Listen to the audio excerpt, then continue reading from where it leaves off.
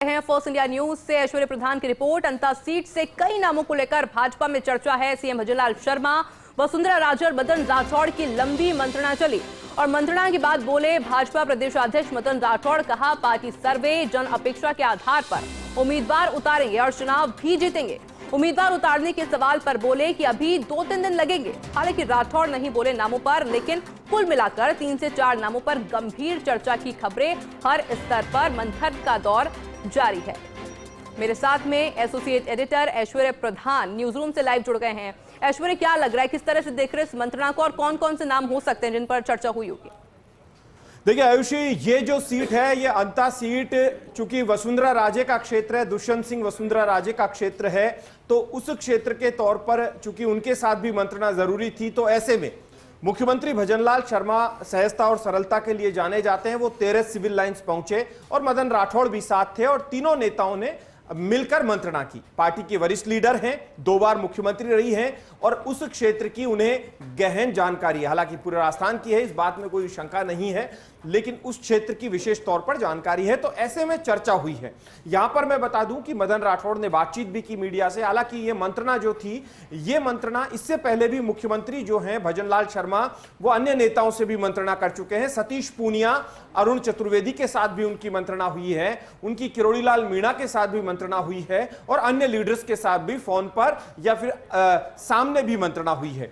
ये जो मंत्रणा है या बातचीत है, ये अमूमन सभी की सहमति के साथ कोई ऐसा नाम निकालना जिसे सभी मिलकर जिताकर लेकर आए, और यदि गुणावगुण के आधार पर यदि किसी कैंडिडेट को कोई ताकतवर समझ रहा है तो उसकी जो कमजोरी है उसे दूसरे नेता भी बता सकते हैं। तो ऐसे में जो पार्टी के सभी नेता एक साथ बैठेंगे तो किसी एक नाम पर मुहर भी लगाएंगे।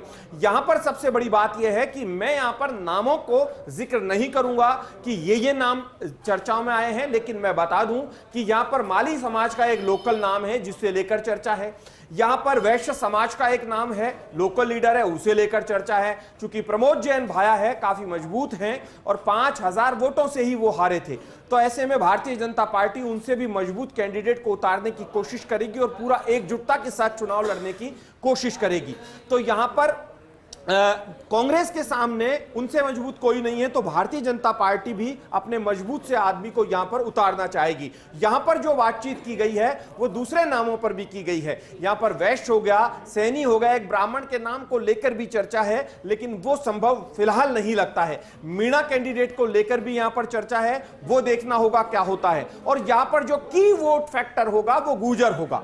गुर्जर जो मतदाता है वो कितनी बड़ी संख्या में है, और कांग्रेस में गुर्जर नेता और भारतीय जनता पार्टी में गुर्जर नेता और कई बार राजनीतिक तौर पर कई नूरा कुश्ती की चर्चाएं भी चलती है, और जो नूरा कुश्ती की चर्चाएं होंगी उन चर्चाओं में कौन किसको किस तरीके से फायदा पहुंचाता है और कौन किसको जितवाता है, कौन किसको हरवाता है, यह अलग बात होगी। लेकिन राजनीति में इस बात से इनकार नहीं किया जा सकता कि राजनीति में भले ही पार्टियां अलग हो, लेकिन नेताओं के आपसी संबंध बहुत अच्छे होते हैं। तो ऐसे में कौन नेता किसे किस तरीके के नाम की सलाह देगा और कौन चाहेगा कि किसी भी कीमत पर जीता जाए और कौन चाहेगा कि सेहरा जीत का उनके सर पर बंधे, तो यहां पर मुख्यमंत्री और मदन राठौड़ दोनों चाहेंगे कि यह सीट जीती जाए, और जब जीती जाए तो वसुंधरा राजे और दुष्यंत सिंह से भी मंत्रणा की जाएगी, और जब वो उस नाम को लेकर सभी एकजुट होंगे और बाकी की कोर टीम के लोग एकजुट होकर जिस नाम को सामने करेंगे, तो उसके बाद हार और जीत का पता लगेगा कि कांग्रेस को भारतीय जनता पार्टी कितनी मजबूती से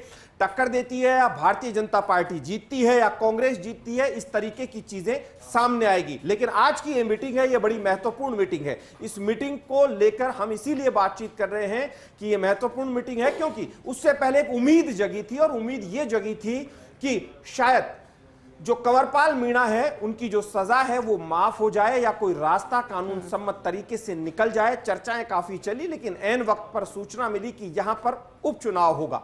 तमाम जो संभावनाएं हैं वो दरकिनार हो गई, क्योंकि नियम, प्रक्रिया और कानूनों के बारे में सरकारें बेहतर तरीके से जानती है। अब देखना होगा कि आज की इस मीटिंग के बाद कौन मजबूत नाम उभर कर सामने आता है, क्योंकि ये प्रतिष्ठा की सीट मानी जाएगी। बिल्कुल ऐश्वर्य, बहुत शुक्रिया आपका तमाम जानकारी के लिए।